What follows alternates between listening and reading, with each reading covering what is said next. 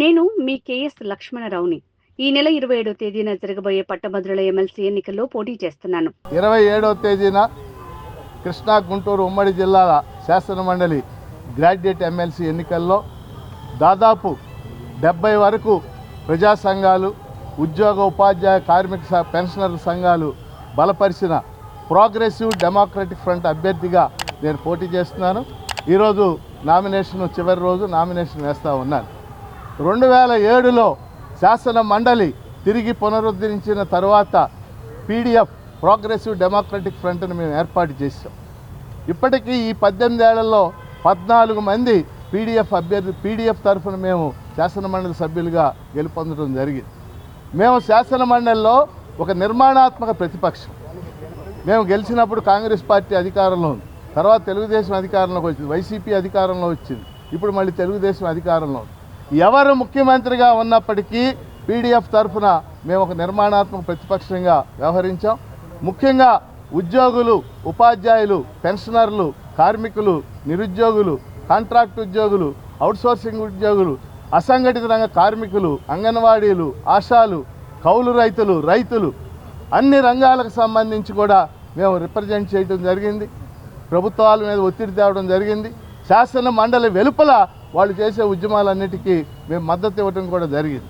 ముఖ్యంగా ఈ 2 జిల్లాలకు సంబంధించి కూడా అనేక అంశాలు, అది వరికపూడి సెల కావచ్చు, గుంటూరు ఛానల్ కావచ్చు, ఏ కొండూరులో కిడ్నీ బాధితుల సమస్యలు కావచ్చు, రైతాంగ సమస్యలు కాదు, అన్నిటినీ కూడా శాసన మండలిలో కానీ, జిల్లా అభివృద్ధి సమీక్ష సమావేశాల్లో కానీ, అలాగే జిల్లా పరిషత్ సమావేశాల్లో కానీ ప్రస్తావించడం జరిగింది. మరి ఈరోజు శాసన మండలిలో రాజ్యాంగ నిర్మాతలు ప్రత్యేకంగా గ్రాడ్యుయేట్ టీచర్ ఎమ్మెల్సీకి కొన్ని స్థానాలు కేటాయించారు. వీటిలోంచి ఉద్యమ నాయకులు, కార్మిక నాయకులు, మేధావులు ఇలాంటి వాళ్ళు రావాలని రాజ్యాంగ నిర్మాతలు ఆశించారు. కానీ వీటిల్లో కూడా ఈరోజు రాజకీయ పార్టీలు, అధికారంలో ఉన్న పార్టీలు చొచ్చుకు రావటం అనేది మనం చూస్తూ ఉన్నాం.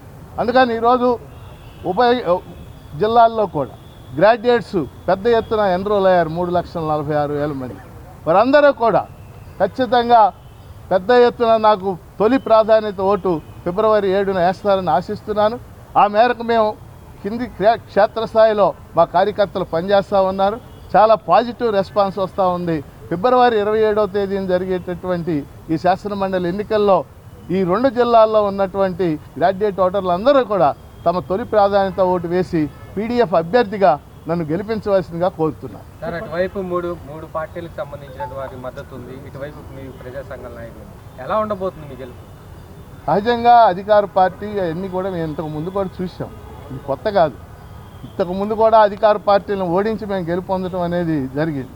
అందుకని మాకు ప్రజల మద్దతు ఉంది. కారణం ఏంటంటే ప్రజల సమస్యల మీద, మేము నిరుద్యోగుల సమస్యల మీద ప్రజా గళాన్ని మేము 18 సంవత్సరాలుగా వినిపిస్తున్నాం.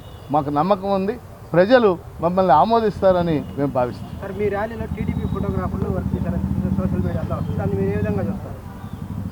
మా ర్యాలీ మాకు అదేం సంబంధం లేదు. అనేక మంది, 100 మంది వచ్చి మీకు జనసేన వాళ్ళ మద్దతు కూడా ఉందని చెప్పి ఇందాక స్టేజీలో జనసేన వాళ్ళు వచ్చి మద్దతు తెలిపారు. నాకేం అదేం లేదు, అది నా స్టూడెంట్స్ వచ్చి దండ వేశారు అంతవరకు. మేము అన్ని రాజకీయ పార్టీల మద్దతు అడుగుతున్నాం.